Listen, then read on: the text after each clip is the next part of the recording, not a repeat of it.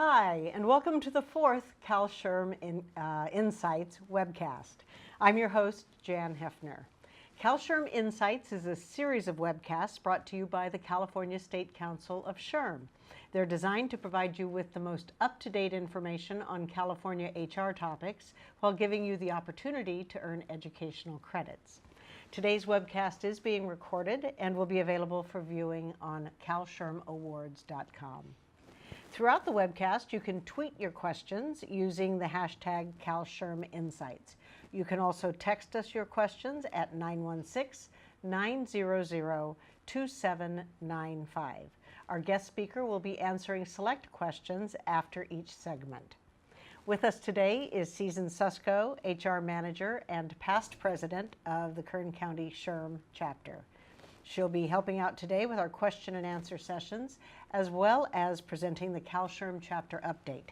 Good afternoon, Susan. Good afternoon, Jan. Joining her today is David Blaine. David is an employment lawyer with Belden Blaine, LLP. He has counseled hundreds of employers on legal compliance issues and litigated a broad array of employment cases involving discrimination, wrongful termination, wage and hour violations, breach of contract, and harassment. Aaron Lunn of CalSHRM Awards will join us later to present our newest feature, CalSHRM Resources. Thanks to both of you for being here today. Thank you for having us. Thank you. Will you give us an overview of your topics today, David? We're going to be talking about heat illness prevention. There's been some changes to the law. I'm going to cover the purpose, the definition of water, which might seem funny, shade, high heat procedures, weather monitoring per the regulations, emergency response procedures, acclimatization of new employees. Say that again. Acclimatization. Good job. Thank you. She's been trying to get me on that one. Training and heat illness prevention plans and those requirements. Very good. So we'll try not to get our tongues too tied during today's topics. Thank you, David. I want to remind everyone to text or tweet their questions. Let's get started with your first topic, okay? Okay, heat illness prevention. You know, the question is, what's the purpose? The purpose is to prevent employees from suffering from heat exhaustion or suffering heat illness in working in areas where high heat could be an issue. It's the control of the risk of occurrence, and you do that in a number of ways. In a nutshell, what we want is we want people to self-regulate. We want them to drink water. We want them to go to shade.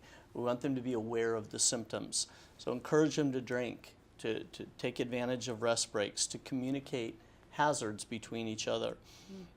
We want supervisors and employees to know what to look for in terms of heat illness risks, what to do in the event of recognizing symptoms. And who does this apply to? It applies to primarily landscaping, construction. You've got indoor locations that create ambient heat. Anywhere where employees will be subjected to the high heat cutoffs and are subject to heat illness. So let's jump right in with water. What is the definition of water? It has to be fresh and pure, potable. We want people to drink it. I think I mentioned earlier, when you go to one of those public drinking fountains and you press the button and nothing comes out, or it dribbles out, or it's warm, it doesn't encourage you to drink. So we want potable water that encourages people to drink. It has to be either in individual water containers or in a multi-use without ladles or scoops, where people actually, excuse me, they're changing my chair, where people can, multi-users can use it without risk of contamination. You can use coolers, you can use hoses, anything that keeps the water suitably cool, which is cooler than the ambient temperature in the surrounding area. It has to be free of charge. We can't have a vending machine out there for employees to get their water. Sure. And we want it located as close as practical to where the employees are working. It doesn't make sense for someone to have to walk 500 yards in the heat if they're feeling like they need a cool down drink. Sure. There are lots of locations where water is not plumbed. So what do? Well, we have to provide a continuous supply in sufficient quantities at the beginning and throughout the shift. Different ways of doing that. You know, like I said, we talked about coolers and water trucks. If you have the ability to hook up to potable water, you have to make sure you meet the other water requirements for a hose. You can't just use a garden hose. I was laughing about this when it came out. The sufficient supply of water is 1 quart per employee per hour for the length of the shift. So an 8-hour shift, that's about, what did we come to, 2 gallons? 2 gallons of water? It's a lot. I would think, Quite a bit. I would think this has to go hand in hand with having the portable restrooms available also. Common sense. Now, you can resupply it throughout the day. You don't have to have it all available the first hour, but you have to have the ability to replenish as the water supply is used, and it has to retain that cooler than the ambient temperature. Okay? Shade, access to shade. The shade requirement is always there, regardless of the temperature, if somebody were to need it. These regulations kick in really at 80 degrees. At 80 degrees, you have to do certain things. There are minimum requirements. We have to have enough shade to accommodate every employee on that site who could or might be on a preventative rest break. They have to be able to sit in a normal position. We can't make them crawl under the truck or climb into the cab of a tractor with 3 other people. They can't be in physical contact with each other. Meal periods, there has to be a place for everybody who's going to be on the meal period at the same time to have access to shade. We've gotten lots of questions about, well, is it okay for someone to get in a car with an air conditioner on? It is if it quickly gets to the temperature below the ambient temperature, if it's sufficient to cool them off.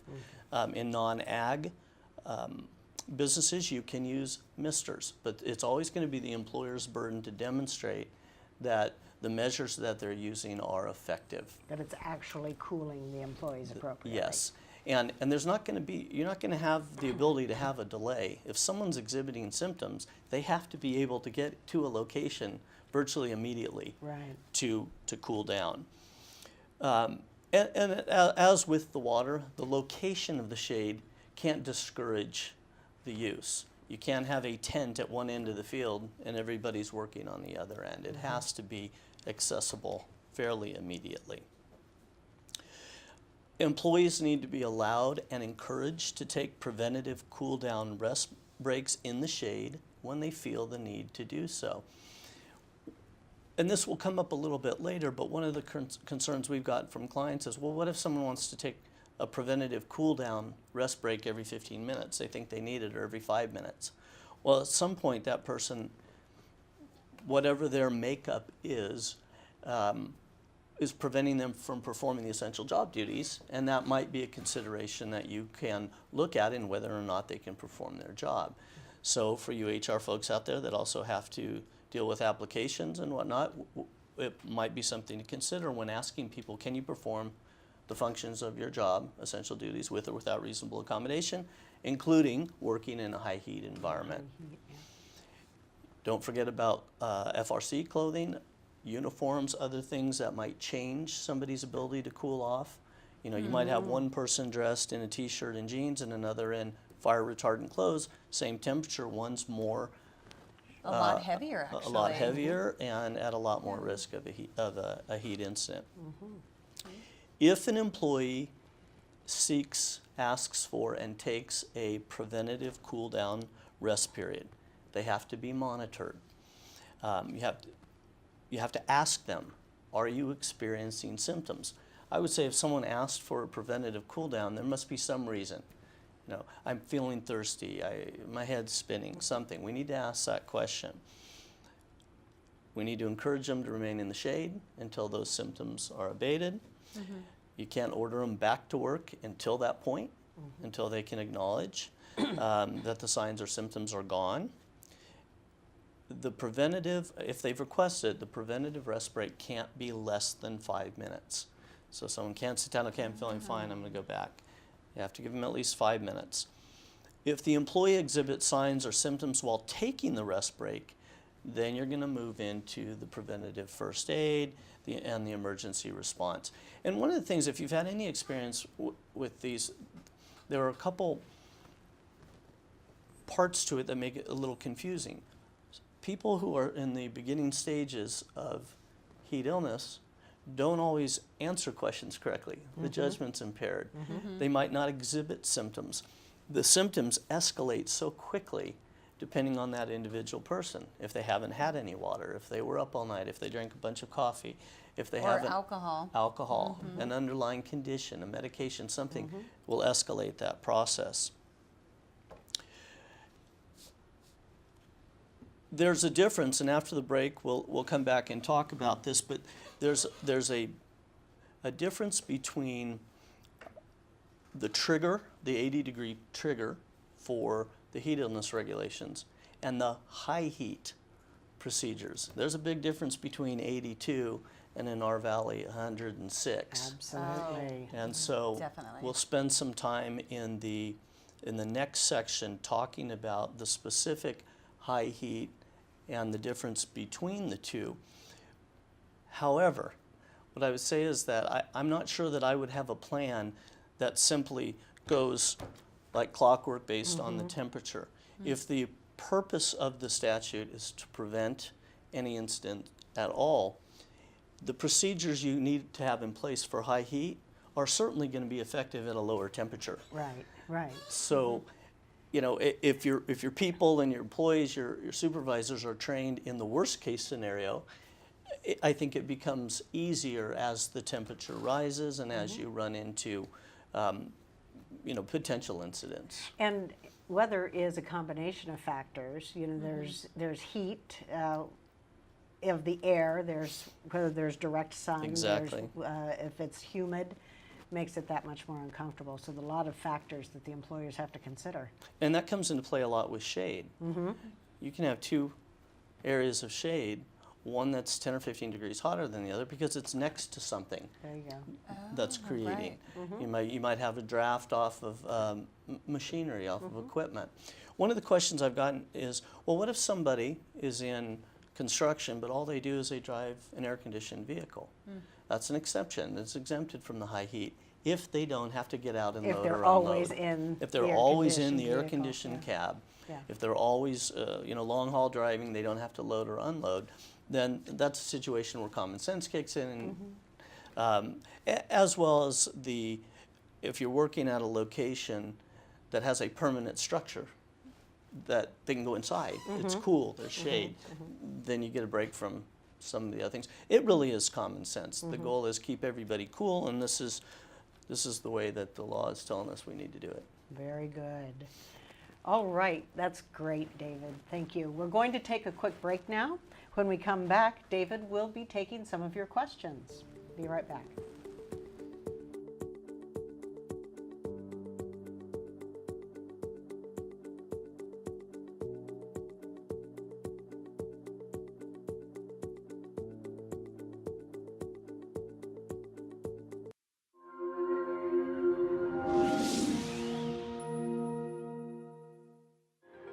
Welcome to CalSHRM Awards.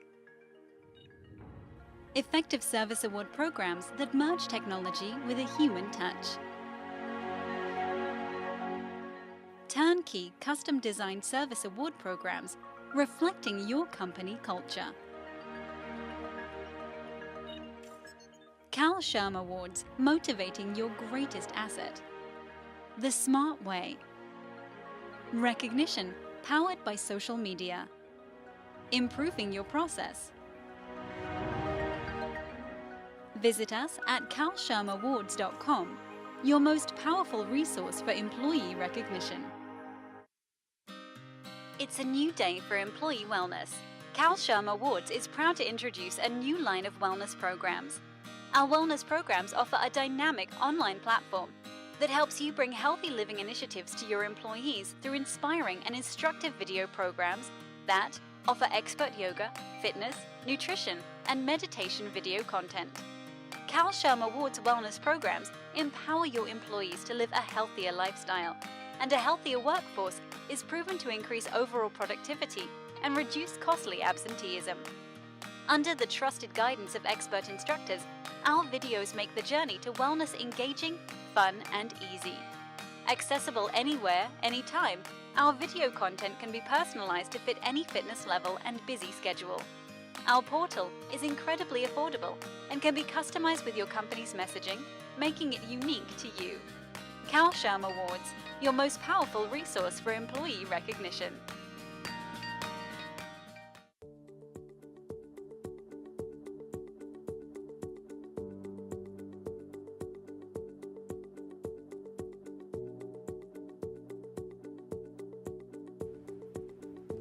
Welcome back to CalSHRM Insights. We're here with David Blaine and Susan Susko. Before the break, we were talking about heat illness prevention, and now we're going to take some of your questions. Susan? Thank you, Jan. David, our first question is for that shade requirement that you were talking about in the last segment. Is there some special seating that employers have to provide? Well, it has to be an individual seating where someone can sit, like I said, without having to touch each other. So a bench would be fine. It doesn't have to be bucket seats. It doesn't have to be a couch. It has to be reasonable, effective seating. That is in the shade also. So what if the seating was actually just like a blanket on the ground or like a crate? No, it has to be a chair. I mean, it has to be something that they can sit up on elevated. other than the ground. You know, it doesn't say anything about a crate. You know, if you had a crate with wood across it, you know, I'm not exactly sure. But one thing that's interesting, and I've seen this mostly in agriculture, there are now new trailer rigs that people are building that have a movable shade top. They've got misters.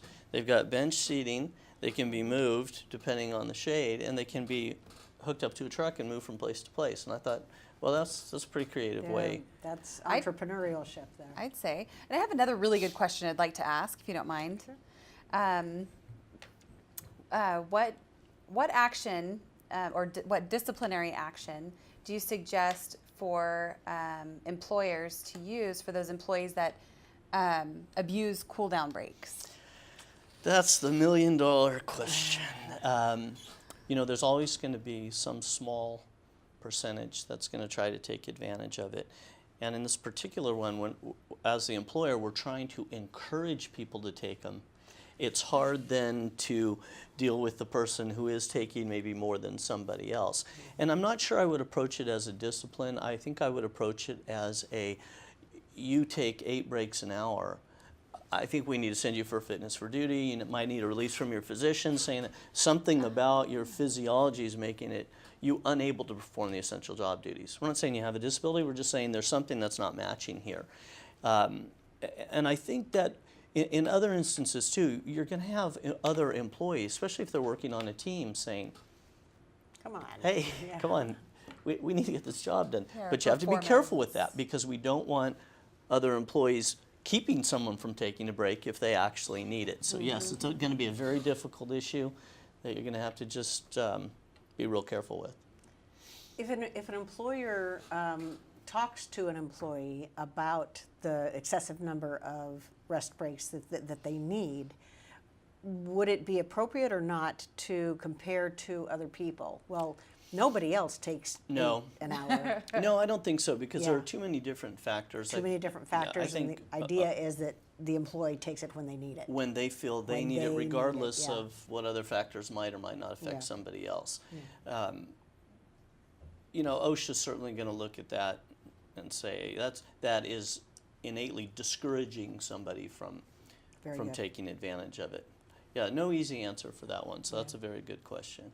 Thank you, David. Well, that's good. That's good guidance Yes, it is. And those that a are lot of us can use. great questions. So remember our hashtag, CalSHRM Insights. Keep tweeting those questions or texting them to 916-900-2795. Let's go ahead and move to your next topic, David. Okay, we were talking about the different triggers that create obligations, certain obligations for the employers, and one is the high heat procedures. High heat is defined as the temperature is equal to or exceeds 95 degrees Fahrenheit. And when that happens, you have to ensure effective communication. That's the first thing that you have to do. You have to make sure that you can communicate with the employees. If you have people working in different locations or far away from each other, it's certainly going to be more difficult, but it makes it also impossible for them to communicate if they're actually suffering some sort of symptoms related to the heat. So communication, voice is obviously the best. If we can be next to each other and talk. Observation. There are requirements that supervisors see how people are acting. And I've seen people that are suffering from heat illness, and they do some strange things sometimes. They say strange things, they walk in strange places, and it's something that we want to be able to see if you can. There are options for electronics. You know, can we communicate by cell phone? Can we communicate by two-way radios if there's no cell coverage? What are we looking for? We're looking for signs of alertness, signs of disorientation, signs or symptoms of heat illness that, if you follow the requirements in the last section today, you've pre-trained your supervisors and your employees on. An employer has to have a supervisor monitor when it hits 95 degrees, observe employees at a ratio of no less than 1 to 20. No more than 1 to 20. No more than 1 to 20. You can have a mandatory buddy system if that's not practical. If everyone's on, scattered throughout, as long as both buddies are sufficiently trained. You wouldn't put two new people that you haven't trained together out in the middle of the desert. We want to maintain regular communication, contact. How do you do that? Usually I would say, well, if the employee needs anything, they'll call me. That's not going to work. Yeah. When Remote it's that sites, hot. self-service. Pretty dangerous. And of course, all of this adds a layer of complexity to your field supervisors, to your HR department, to your safety. But it is what it is. Yeah. And so, can we simplify that? Can we have a person designated to make contact? Can we require employees call in every half hour? I think that would certainly be an effective option if you enforce it. Interesting. And then this statute allows other effective means of observation. It's not defined. Could that be through video surveillance? I suppose so. Certainly in a plant, you would have the ability to have video surveillance. I think when push comes to shove, OSHA's going to say, was it effective? Yeah. Was it reasonable for you to do this with what you could have done instead? Yeah. It seems like a challenge of video surveillance would be having somebody who is able to just, if they're looking at a large space, see every individual employee, because sometimes the symptoms are going to be much more subtle than would show on something like that. And I think if you have a lot of employees in the same place, a better option obviously would be direct observation by a supervisor. If I have somebody out working on a remote rig, can I really get all the information I need by looking at them? Not really, but at least it's something. At least I can see if they're standing or lying down. That's true. But that will have to flesh itself out. I mean, as we move forward. Somebody will come up with a new technology. Somebody will sue somebody, I'm and sure. then Then we'll have a new regulation. and then they'll flesh out the regulations. Yeah. During the high heat procedures, we want to actively encourage people to drink water. And to be honest, that's probably the best preventative measure to avoid the multiple breaks, the observation, all that. If people are drinking water, that's the best defense to having an incident. Encourage them to drink plenty of water. Tell them what that means. Remind them that you don't drink when you're thirsty. By the time your mouth's dry, you're already halfway there. You should be drinking just as a regular course, every 15 minutes a cup, half a cup of water. Remind them throughout the day and at your tailgate meeting that they have the right and we have the obligation to give cool down periods if they need them. And in agriculture, they have to have at least 2 10-minute cool down periods throughout the day, and those can be at the same time as the other rest breaks that are required under the wage orders, in addition to any that they can self-monitor and say, I need an additional one on top of that. Does that make sense? Absolutely. Okay. So,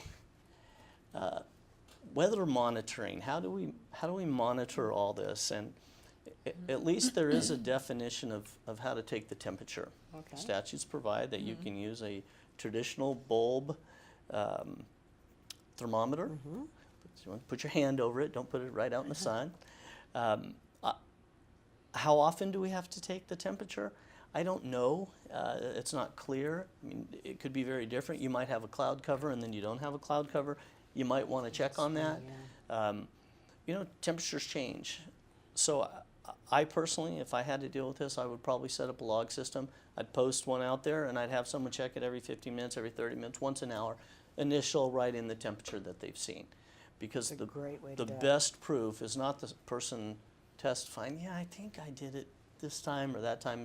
Look, there's someone who has checked the log every 30 minutes, every hour, as long as there's no intervening condition that might change something. Yeah, I really like that documentation. One more piece. Good to Coming fall from the back HR on. person, one more piece of paper is great. Hey, it's going to help our defense. Either way.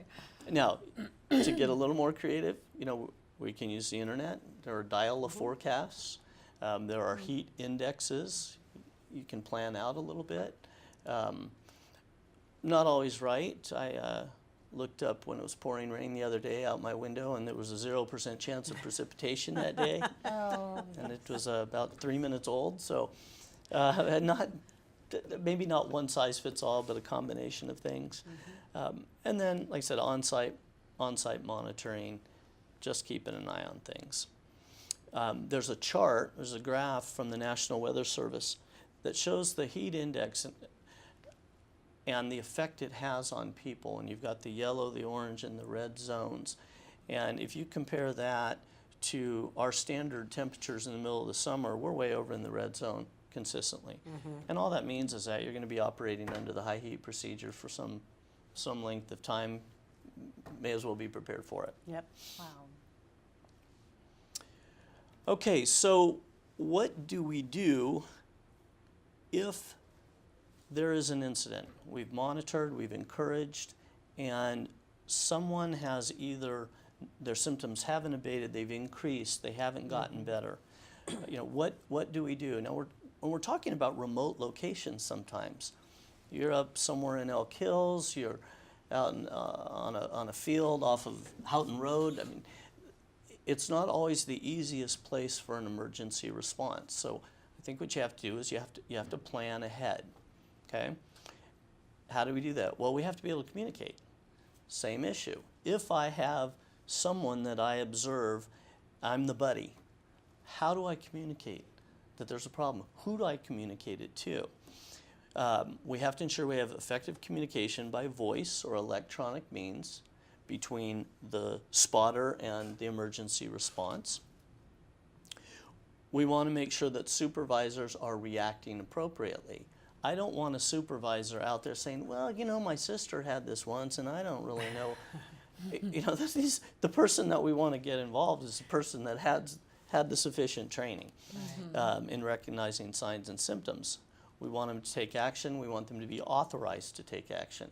I don't want to go back and yell at a supervisor because they cried wolf. If they did, that means our training was insufficient or they were being extra cautious. If the symptoms are severe and the supervisor makes the call saying we have to kick into high gear, then you basically have to implement your emergency response procedures, your ERP procedures, which means you better have them. For example, I'm on so-and-so company rig 236 in the middle of nowhere. Who am I going to call? Do I call 911? How do I tell them how to get there? If you're someone who just rode out with somebody else, do you know exactly? Can you tell them? Are there landmarks? And that's going to be tricky for some people. Obviously, the oil companies have on-site safety and whatnot, but smaller companies might not, smaller locations. So I would make sure that the supervisor who's pulling the trigger on the ERP has a map You know, what am I going to say to 911? I'm going to say we are this latitude, this longitude, we're off this road, this many miles. You know, there's a huge blue water tank. Turn right there. But we're not going to want someone making that up when we need to get some help out there. And if it's a fixed location that the company operates continuously, they could actually have maps prepared for the supervisors that have all of that lined out. I think they could if even do it necessary. for moving locations. They could now. You know, yes. you're on a field, a such and such field. Yes. All right. Well, what are the roads? What are the Get two the surrounding coordinates. roads? Exactly. And you don't think about that until after the fact. You know, you're out there. I'm not sure I could explain to someone how to get to some of the locations that I've gone out to. Yeah. I mean, I followed someone else's truck, and now I'm here. What we don't want to do is if an employee continues to exhibit symptoms, and they get to the end of the shift, and they're still there, and we haven't yet called emergency personnel, but we're monitoring and we're watching them. We don't want to send them home at the end. We'll say, get in your car. Okay, you look fine. Let's go home. I would be a little more cautious than that. I think I would say, why don't we have someone drive you? Why don't we have two people? We'll take your vehicle. Now, certainly that's going to come up just at the end of the day or at the end of the shift, but we really don't want to take our hands off those people until we're certain That they're safe. Yeah, and there's a lot of liability issues, you know, Yeah. potentially, that if we let someone go, it probably wouldn't hurt. I mean, and we're talking about extreme cases, but it probably wouldn't hurt to follow up with someone a couple hours after they've gotten home, saying, "Hey, how are you doing? How are you feeling? Anything going on?" Because it's probably not going to be real cool the next day if we're into a high heat situation. We want to know who to contact first. Who do the employees contact? Is there a point of contact on each location? Does that person know who to call? Do they call 911? Do they call 911 and then call the on-site safety? You know, what's the protocol for that? Do we have to move the employee to a location where emergency responders can get to them? That certainly might be Good question. possible. That How are we going to move them? How are we going to move them in what kind of vehicle? Who's going to move them? Who's going to drive them? Is someone else going to go too? Just things you need to think through, and there's not a whole lot of guidance in the regulations. Clear and precise directions. Like I said, I love the idea of the handout. And it probably wouldn't hurt, and I think safety folks would agree with me, to run through a drill, you know, as part of your safety meeting. Great idea. Okay, Absolutely. here are the 10 things that need to happen in an emergency. How quickly can we get this done, and how efficiently can we get that done? And so I would highly encourage that. Great Okay. idea. Okay, that sounds great. A lot to think about as usual. Before we go to our next break, we're going to go to our newest feature on this webcast, CalSHRM Resources. This segment is brought to you by the CalSHRM Awards store and features useful information that could save your company money. Let's go over to Erin for this great information. Erin? Thanks, Jan. Hey, thanks for joining us for another CalSHRM Insights webcast. We're really proud to be bringing you relevant information to help you through the maze of HR-related issues. Like many of you, I'm just back from Sacramento and the CalSHRM Legislative and HR Conference in Sacramento, and I want to take a moment to congratulate CalSHRM President Patty Blosser and Conference Chair Mike Letizia and his fantastic team on coordinating a very cool conference filled with informative speakers and exciting advocacy opportunities. To those that stopped by the CalSHRM booth to say hello, thank you very much. It was a pleasure meeting each and every one of you. I hope you enjoyed the conference as much as I did.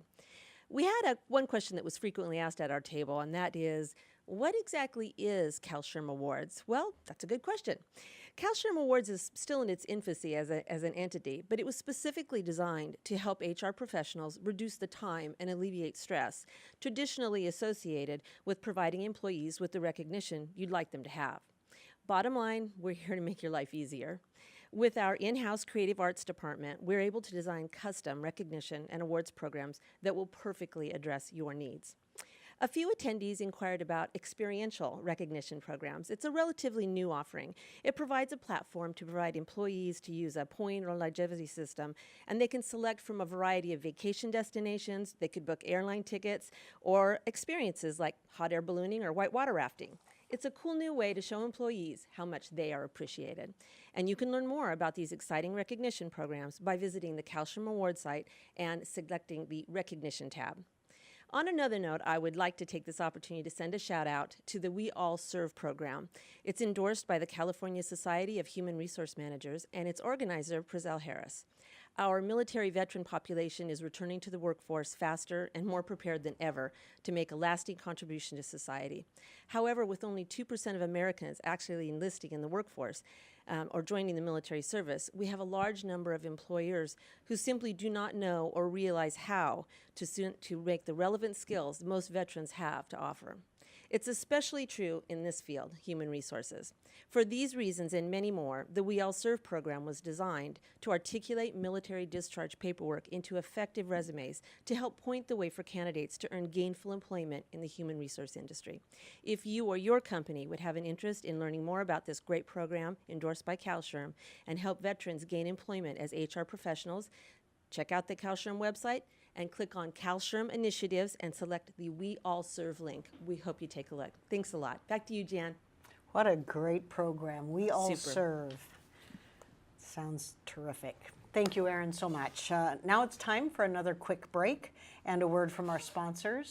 When we come back, we're going to take some questions on high heat procedures, weather monitoring, and emergency response. Stay right there.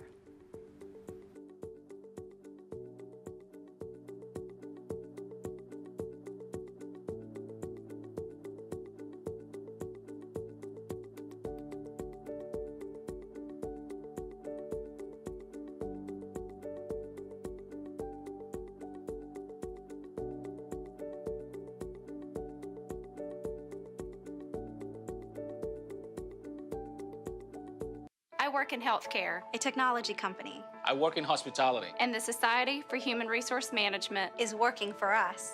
With 275,000 members, we're helping organizations thrive in a rapidly changing workplace. SHRM's competency-based certifications are setting the new standard, arming HR pros with skills that make the new workplace work. Advancing HR. So your workforce takes you where you want to go. SHRM, the leading resource for human resources.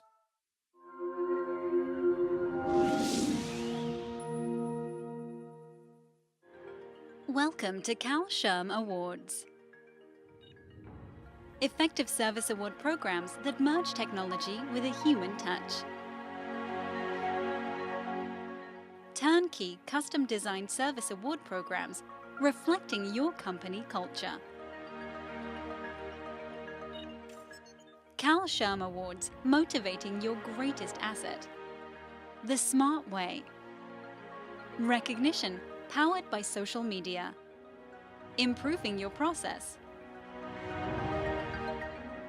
Visit us at calshirmawards.com, your most powerful resource for employee recognition.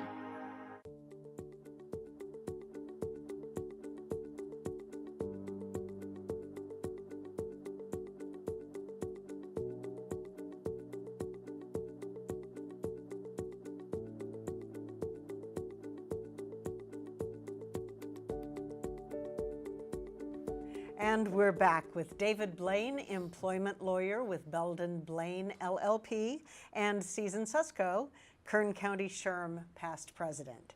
Before the break, we were talking about high heat procedures, weather monitoring, and emergency response. Now we're going to take some questions on those important topics. Susan? Thank you. David, there seems to be a lot of regulations. Do you see that we'll have any more employment poster editions on this specific topic? I would suspect there will be. I don't know. Personally, I haven't seen any updated posters yet, but I haven't looked. I would expect that to be there. The problem is that we're going to have the issue right now, you know, with the new thresholds and whatnot.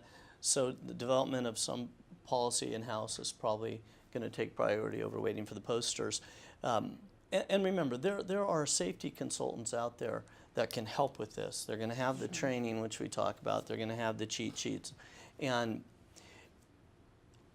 one of the challenges that employers have right now is, who does this fall under? You know, the age-old problem, is it a safety issue, is it an HR issue? Well, clearly it's safety because they're out in the field, but what responsibilities will HR have in that role? And I would say that, like everything else, it's going to have to be done in tandem. To be most effective, it'll need to be To done be in most tandem, for effective. sure. And there's just so much detail in this particular one. It's not simply coming up with your own safety procedures. Let's put cones out so people don't back into each other. This is regulatory requirements that have different triggers and a lot of environmental factors. It's hard. Yeah. And if you don't have a safety person, maybe this is the time to get one. Right, and there is that OSHA section on the employment law poster that everybody has to post, you know, for their respective states and all of that. But most of the information on there is general. You know, there's a section for OSHA and work comp. So I don't really see that happening because these are so specific. Well, and they're not going to add anything, not going to give employers any help that isn't already in the statute. You know, Right. there are a lot of holes that will need to be filled as a practical matter, and that's not going to help you.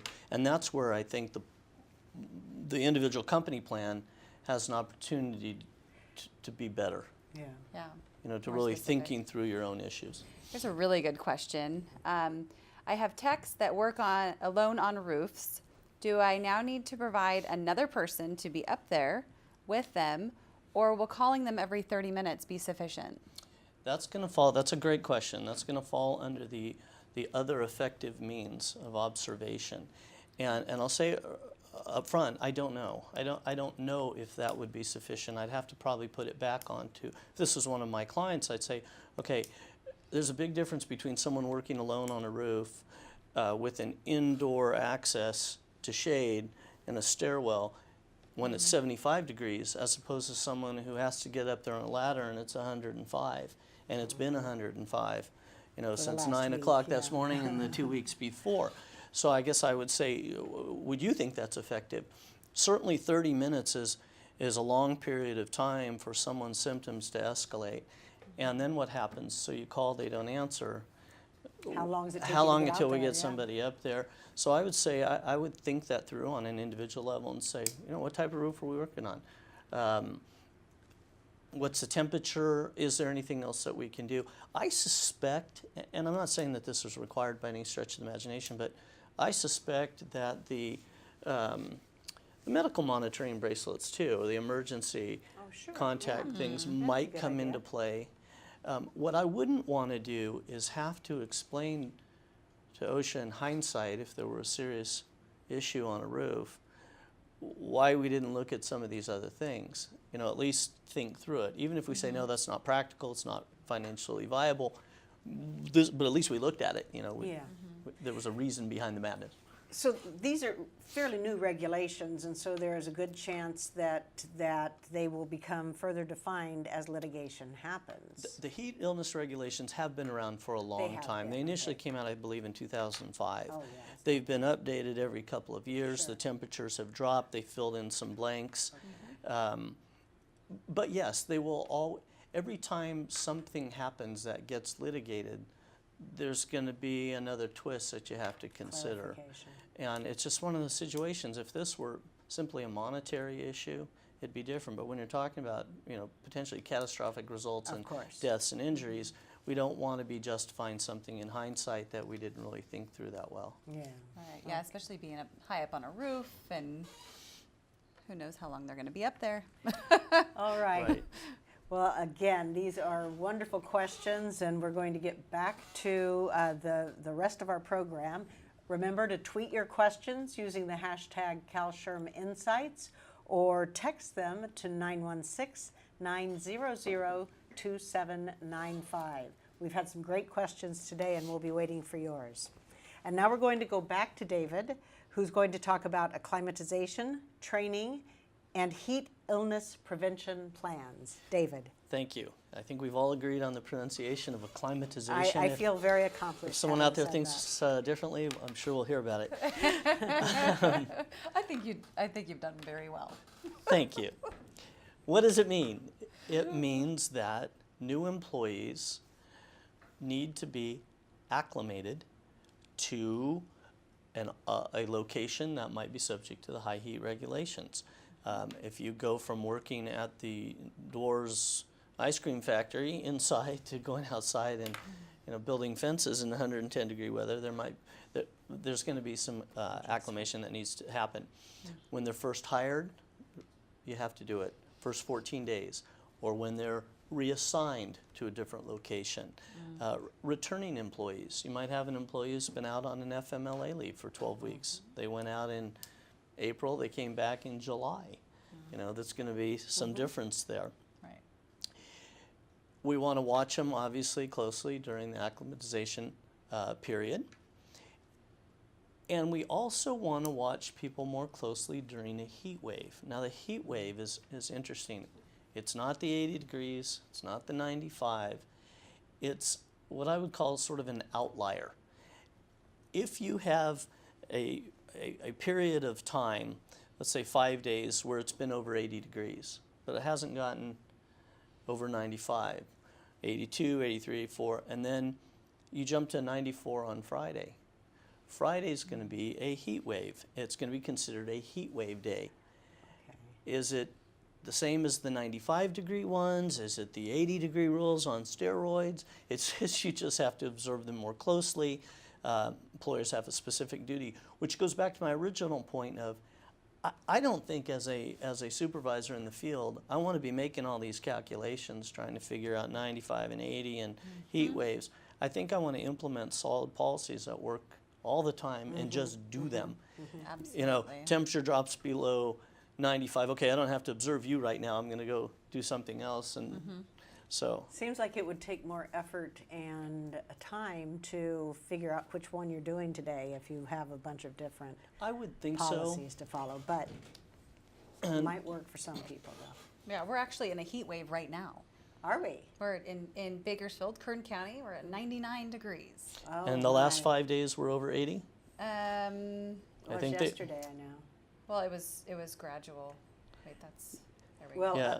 Some of our friends around the state are probably enjoying hotter weather, and some of them are enjoying cooler weather than us. Yes. And we don't know where that temperature is. That temperature here, was it? Is it real? Is it real? That's true. Is it raining outside? In addition to that, during a high heat wave, supervisors have to take steps, and once again, it's not defined, but take steps to lessen the workload. I don't know if that means changing weight requirements that you're lifting. Is it spacing work out? Is it adding another body to a very physical job, cutting back the scale of the work for that particular day? I had gotten a question that I wish I had covered earlier and I forgot, but someone said, are trees considered shade, natural shade? And the answer is yes, if they meet the other requirements. If the temperature is lower, if they're out of the direct heat in the sun, you can certainly use a tree if it meets the other requirements. Okay, so how do we get all of this done? How do we ensure that employees, that supervisors are doing what they need for all of this to work? And it comes down to the required training. For the individual employees, we want to train them on both the environmental factors and the personal risk factors which raise the risk of heat illness. We want to talk about procedures for complying with those requirements. What are the procedures? We talked about it. There's the emergency response. There's the reporting your own symptoms. There's the buddy system. So if I have a buddy and a buddy says, hey, I'm feeling lightheaded, I need to know what to do as their buddy. We have to cover the importance of the frequent consumption of water. And once again, there are packages out there, training packages. You do not have to reinvent the wheel on this stuff that cover this, but these are the things that you want to make sure are in there. Why are we acclimating people? The importance of that to the supervisors. Why do we do it? Here's why we're doing it. Because it's more likely someone's going to have an incident in their first 14 days than it is after they've been doing this for a couple of months. So we don't want to cut corners on that. What are the different types of heat illness? And there are different. Several. There are several, and I'm not an expert in the medical physiology of it, but there are different things that happen, from mild to very extreme and very quick. The importance of immediately reporting signs and symptoms, either of yourself or somebody else. There was a guy one time when I was walking out of our office, we're walking out of business office, and a crew had come in from the field, and one guy was just talking absolute nonsense. I didn't know who he was, but he was being very strange, and there were a couple of us, and I asked the other guys with him, I said, "Hey, what's with your buddy?" "I don't know. He started acting really strange." I said, "Well, where'd you come from?" And they had been out in the field, and I said, so I asked the guy if I could touch his hand, and he was out to lunch. He didn't care. And it was clammy. And I thought, oh, this is not good. And they obviously reacted appropriately. They got him taken care of. But that's a situation where we would have liked for them to have done something maybe 30 minutes earlier to recognize it on their own, but they hadn't been trained on that. Good catch. Lucky catch. Yeah, very lucky catch. Once again, how to contact emergency medical services. And I think I'd be clear. Obviously, we're not going to tell someone don't dial 911. But I'd prefer if possible, they go to the person who's been trained in that procedure. You know, the person who knows what to say, when to say, how to do it, how to get the responders there. And then everybody has to have at least a general idea of giving directions in an emergency. Right. If anything, first aid and transporting them to the nearest medical facility. Now, the big burn's going to be on the managers and the supervisors. They have to know all the employee requirements, and they have to know all the supervisory requirements. At what point do I have an enhanced duty to observe? At what point do I have to lighten the workload? Procedures, same thing when employee exhibits symptoms, and how to monitor the weather. That has to be a field operation because we can't monitor weather from a different location. It has to be done on site, the environmental factors. And then finally, how does this come into play with or interact with the injury and illness prevention plan? It can be part of it. You do not have to have a separate document, but it does have to be incorporated into it to the same degree as it's required in the statutes. It has to be effective, which means people have access to it. They can get to it. It's not hanging up in the shop somewhere. Available in both English and the language understood by a majority of the employees. And it has to be available at the work site to employees and, unfortunately, to OSHA if they happen to show up. That's something we're going to want to give them. And they will show up. They will show up. And they will be asking for documentation. The heat illness unexpected visits, the heat reg visits are very, very common in our county. It's not unusual to have someone show up at your location. You better be prepared. Very, very good. Okay, so just a quick wrap up for anyone who has questions. We talked about the purpose, and in a nutshell, it's keeping people cool and preventing heat illness, the water and shade requirements, the different tiers for high heat and for heat waves, weather monitoring, emergency response, the training, and then the heat illness prevention plan. Very, very good. Thank you so much, David. You're very welcome. Thank you. We're going now to our last commercial break, and when we come back, we'll be taking a few last questions, hearing a little bit more from David, and then we'll be updating you on upcoming events in your local SHRM chapters.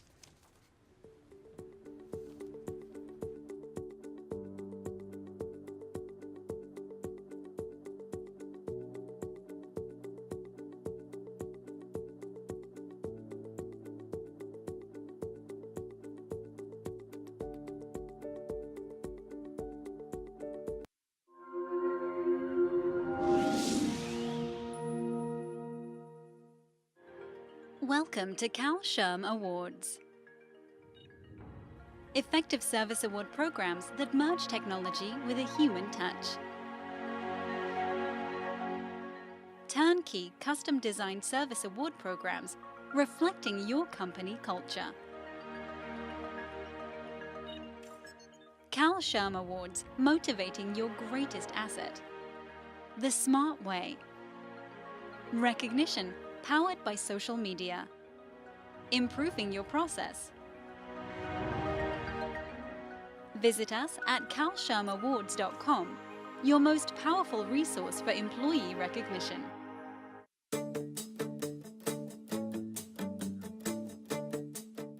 The California State Council of SHRM invites you to share with us, Learn with us. grow with us. CalSHRM represents more than 10,000 HR professionals across the state and continues to grow. To learn more, visit calshrm.org to find a CalSHRM chapter near you. CalSHRM, the ultimate resource for the California HR professional.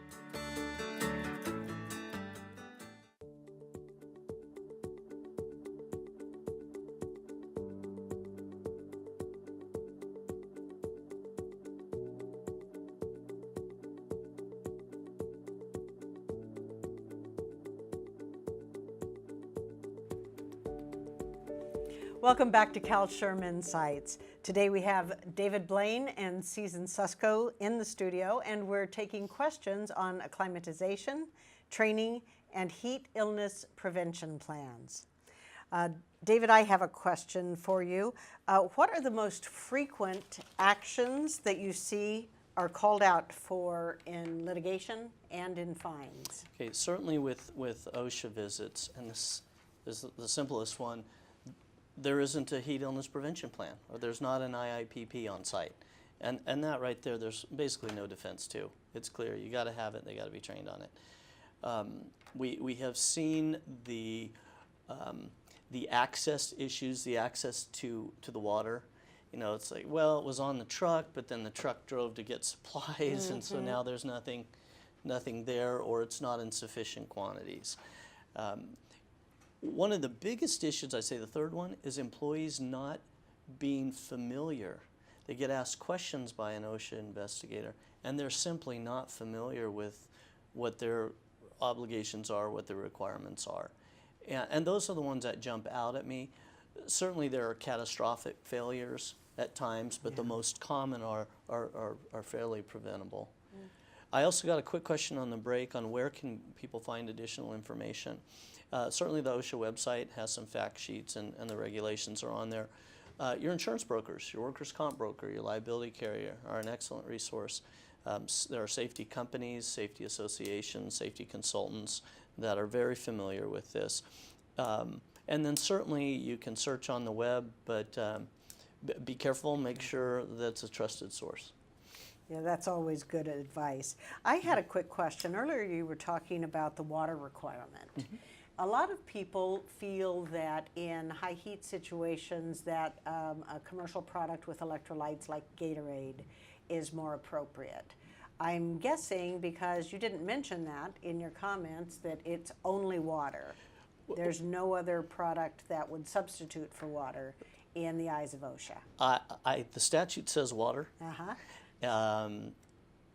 I would certainly not want to be the one that said, you know, I went with Gatorade and something happens. Yes, you know, I don't certainly. know, does the sugar or the electrolytes trigger something? I don't know the science of it, but if a statute tells me provide potable water, I'm going to provide potable water. That's Now, can a they wise drink, choice. They can certainly drink Gatorade on their own. Sure. You can allow your employees to have That's access not to what other the employer things. provides, But though. yeah, we're going to stick with nice, cold, potable water. There we go. Sounds great. Okay, so now we are ready for our CalSHRM update, and here's Susan with what's happening in your local chapter. Susan? Hi, and welcome to CalSHRM chapter update, where we keep you updated on the latest news in your local chapters. First up, we have the Bay Area Human Resources Association Executives Council, who would like to invite you to the upcoming event, Digital Transformation, HR Leading the Conversation. Join them May 18th from 11:30 to 1:30 p.m. For more information, visit bahrec.shrm.org. The Inland Empire SHRM invites you to Conducting Effective Workplace Investigations on May 19th. Visit www.ieshrm.org for more information.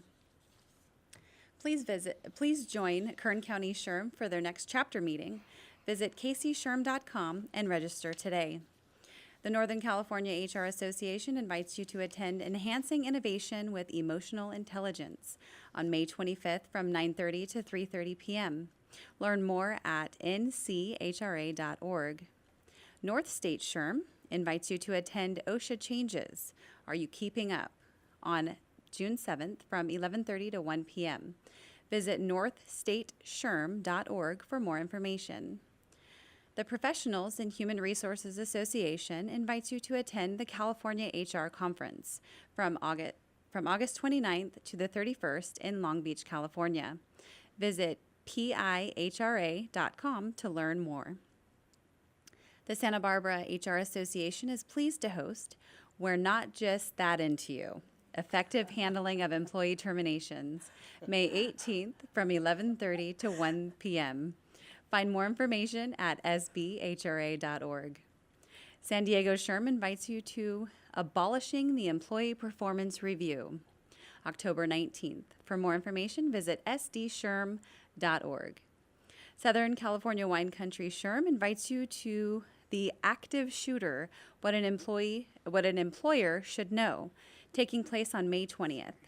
For more information, please visit scwcshrm.org or email info@scwcshrm.org.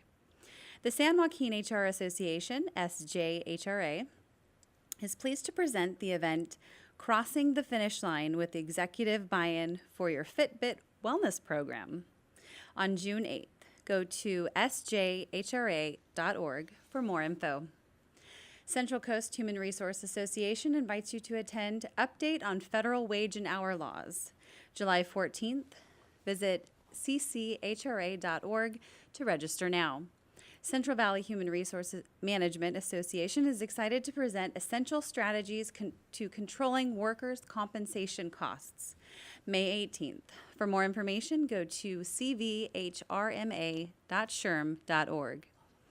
Central California SHRM invites you to the Central Valley Workplace Conference 2016 on May 12th from 8 to 3 p.m. For more information, go to cvhrma.shrm.org. Imperial Valley Human Resources Association would like to invite you to Imperial County Workforce Development Board with Miguel Figueroa, Director, on June 8th. Visit iv-hra.shrm.org for more details. The Sacramento Area HR Association encourages you to attend Becoming a Valued Strategic Partner on May 25th from 11 to 1 p.m. Visit sahra.org to learn more. Sierra Human Resource Association invites you to attend the Business Case for Succession Planning and Talent Development on May 11th at the Truckee Tahoe Airport. Visit sierrahra.org for more information. Now, if you have been a National SHRM member for some time, or maybe you're new to National SHRM, it's important that you get linked up to a local chapter nearest you. Not just for the excellent networking, but for the resources that your local chapters can provide you. To find your local chapter, you can visit the CalSHRM webpage, click on About, and then California SHRM Chapters for the information that you need. That's all for the CalSHRM update. Back to you, Jan. Thanks so much, Susan. All right, well, that's it for this session of CalSHRM Insights. For those of you viewing for SHRM or HRCI credits, the SHRM certification number is 16-E610, the letter O. That's 16-E610 and the letter O. The HRCI number is 279090 or 279090. Detailed information on how to claim your credit will be emailed to you following the webcast. I'd like to thank David and Season for joining us in studio today. And behind the scenes, thanks to Charlie McKay of Saba Agency for directing, Tom Saba of CalSHRM Awards for producing, and the TBC Media Studios for hosting today's webcast. Make sure to tune in to the next CalSHRM Insights webcast, where you will continue to learn the latest in California HR information. We'll have a new guest speaker addressing HR topics that are most important to you. And of course, Season will be back to update you on local chapter news. I want to remind you that today's webcast was recorded and will be available for viewing on CalSHRMAwards.com. I'm your host, Jan Hefner, and this has been CalSHRM Insights. We'll see you next time. Thanks for being with us today.